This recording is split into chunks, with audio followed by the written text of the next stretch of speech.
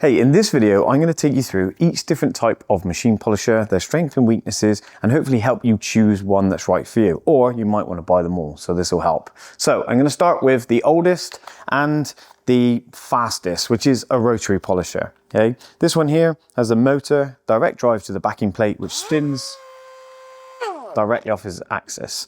I can't stall that, so if I try and hold it, it's just going to hurt my hand. But that means when I'm polishing, I can apply force, I can turn the machine if I want to, and this will just keep plowing on.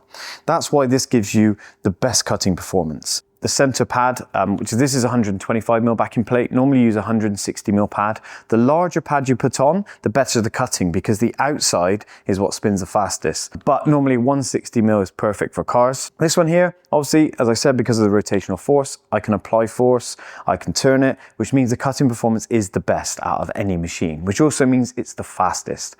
You know, great cutting means high working speed. The problem is it's twinned with high temperature, which can be, which can be hard on sensitive paint surfaces or fresh paint. It's quite, well, I wouldn't say easy, but you can overheat paint with this quite quickly, especially with a hard sponge pad. So always be aware of that. The machine does like to fight you. It's the way it is because of the rotational force. So it's quite tiring using one of these all day, and it is quite hard to handle. Also, you pretty much, especially when doing heavy cutting or anything, you're going to get holograms with this machine. The way it cuts is obviously always off the same axis, so you get parallel cut lines which give holograms. So this one here we really recommend for experienced users. You really should get lots of practice before going on this, because these are the machines that you can really get yourself into trouble with, heat wise, and also if it cuts really fast, you can go through paint really quickly. So that's why it's not the most popular choice for beginners now. But back when I started, like 17 years ago, this is all we could buy. So this is what I had to learn with. So it was quite good, but it does take some getting used to. As we move forward, the most popular one for nowadays is the dual action, which this one here is a flex battery machine. But the dual action is most popular for beginners because of its ease of use. So what you have is you obviously have a motor. The first movement on a dual action is actually direct off of the motor, and then it has a free spinning secondary action. So if I turn it on, you should be able to see that oscillating movement, which is, the throw of the pad, because as it comes around, it throws. So you hear a lot about, the throw of a machine. For polishing, you want to be minimum 12mm throw. This is a 15mm throw, which is very good. It doesn't matter about the pad size. So even if I put a 3-foot pad on, the cutting performance won't go up because the oscillating movement stays the same.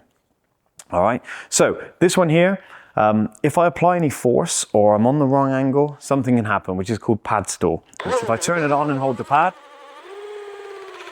you can see that it's not spinning anymore because it just stalls out. So when you're polishing one of these, you need to be careful how much pressure you're applying and also the angle. So it's a good idea to watch the backing plate or the pad. Some people put some black marks onto the pad, which is a good tip.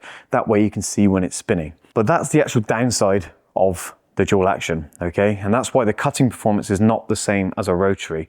Partly because of the rotational speed and force, but also, pad stall can be quite easy, so I can't push. So the cutting performance is not as good. Temperature-wise, it's great. Overheating the paint with a dual action is very, very difficult to do. You have to be doing something really silly, like, really pushing down, holding it still for minutes to even worry. So that's why it's a good choice, because the dangers are very low. Working speed, though, is also low because it doesn't cut very fast, which means that we don't work very fast with it. Temperature-wise, as I said, is fine. Hologram free, yes, in most cases, unless you're doing heavy cutting with a wall pad or hybrid wall pad or something.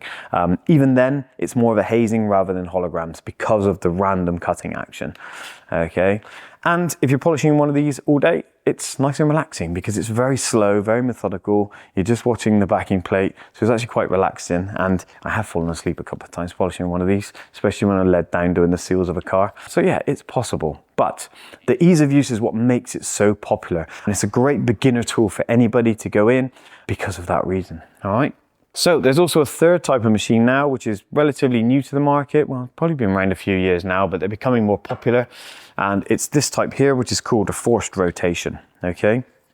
This is a Flex XE battery version, but the difference is now they're a hybrid between the rotary and a dual action. So they sit in the middle, okay, which is exactly where it sits in my bit as well. But they sit in the middle because now we have the motor direct drive and now we have a gearbox. So we have a geared action. So you can see now that it's all geared. So if I turn it on,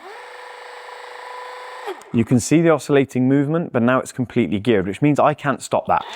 So I'm just going to hurt my hand again. So that's where it takes, you know, a bit of the rotary side from. So you have that force movement. There's no way to stall. So it doesn't have pad stall like a dual action, which means now I can apply force.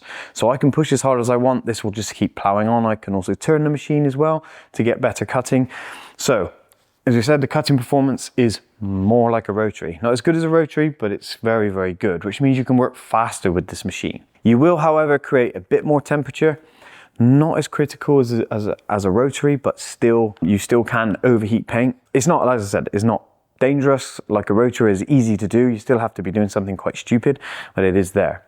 But you work faster than a dual action. And then holograms, this can leave holograms. Because of the rotational force, you have less random or less random cutting marks like you do in a dual action. So yeah, it tends to sometimes, especially when doing heavy cutting, leave holograms. And also it will fight you a little bit because of that force movement, which means it's a little bit more tiring to use during the day. So this is a fantastic machine, but it does sit in the middle and it is like kind of a hybrid of both of them, but it's not as good as either of them. It's not as good at cutting or as quick as a rotary, and it's also not as easy to use as a dual action. So it does sit in the middle, but it's fantastic. It helps you get more cuts, so it's great for improving one-step cutting and things like that. So if you have a dual action and you've got to grips with it and you're having a good, that's a very good step to go rather than going to the full rotary to gain some experience of something that will fight you a little bit more.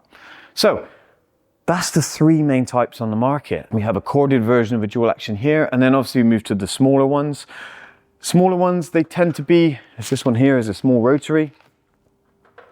And then we have the PXE here, which is obviously a battery machine, which is in dual action mode here. And you can unclip that and put it into rotary mode. So actually forced rotation hasn't reached the smaller ones yet. So that's pretty much them. Pretty much all of the machines are on the market. So as I said, if you're a beginner starting out, dual action, very easy to use, easy to get handle. If you have more experience and you want to have practice and move towards faster cutting, then a rotary. And if you want to try something in the middle, we have obviously the forced rotation now. So there we go. Leave a comment if you have any more questions. I'm going to try and get back to you as quickly as I can. Thanks for watching. There's plenty more videos in our library, so please take a look. And that's where you'll find me, and I'll see you there.